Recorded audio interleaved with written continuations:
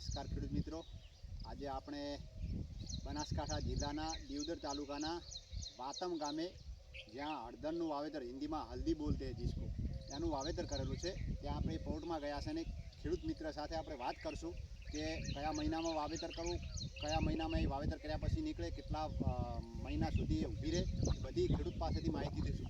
તો ખેડૂત મિત્ર, શું નામ છે તમારું? જોગાજી ઠાકોર. બરાબર. તમારું ગામ? વાતમ નવા. અને આ હળદરની તમે ખેતી કરી છે તો એ કઈ રીતના ખેતી થાય, થોડીક વિસ્તારથી ખેડૂતોને માહિતી આપશો? અમને ખેતી એવી છે કે જે આ હળદર વાવી અમે, હા, ધારો કે અને ગઈ સાલ 7મા મહિનામાં વાવી હતી. બરાબર. આ 7માં 1 વર્ષ પૂરું થયું છે. હા, આ 7મામાં 1 વર્ષ પૂરું થયું છે અને 18 મહિનાનો પાક છે. બરાબર. 18 મહિના સુધી જમીનમાં રહે.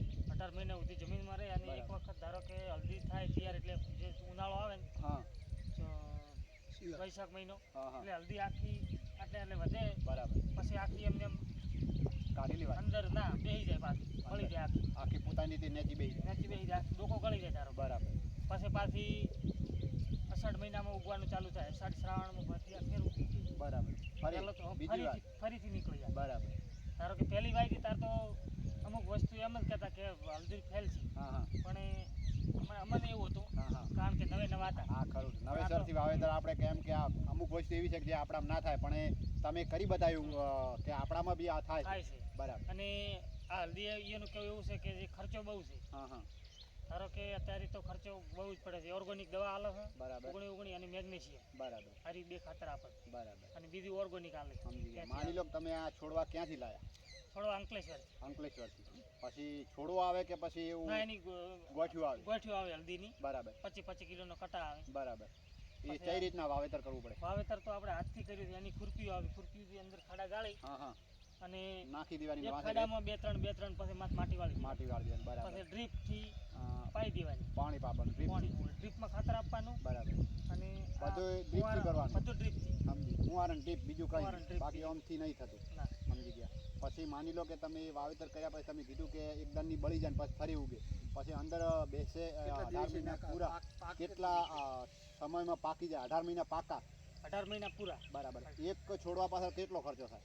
એક છોડવા પાછળ હાલની તારીખમાં તો એવું છે કે એક વીઘામાં 2 લાખનો ટાર્ગેટ મારે. બરાબર. ખર્ચો અને સામે વળતર કેટલું મળે? સામે વળતર તો એક વીઘાના અહીંયા તો આગળ ઘણું બોલે છે, એવું તો કહેવા તો કોઈ આપણે માને નહીં. 1 કરોડ રૂપિયાની એને લગાવી. 1 રૂપિયાના હવે તમે લ્યો અને ખેડૂતોને માહિતી આપો કે અમે લીધા પછી પાકું કહી દઈએ કે આટલો 1 વીઘામાં ખર્ચો થાય ને આટલો 1 વીઘામાંથી વળતર મળે. સરસ. નવી ખેતી કરી છે ખેડૂત ભાઈ, બહુ સારી વાત કહેવાય. ખેડૂતોને માહિતી આપવા બદલ ખૂબ ધન્યવાદ જોગાજી તમારો. અને 75 વીઘા હલ્દી છે. કેટલા વીઘા? 75 વીઘામાં કરી છે. પહેલી વાર કરી છે ને 75 વીઘામાં કરી છે. કેટલું મોટું સાહસ કર્યું છે ખેડૂતે. તમે ખેડૂત મિત્રો જોઈ રહ્યા છો અને મને ભાઈ લાગે છે સારું એવું ઉત્પાદન બેસશે એવું મને બી લાગે છે.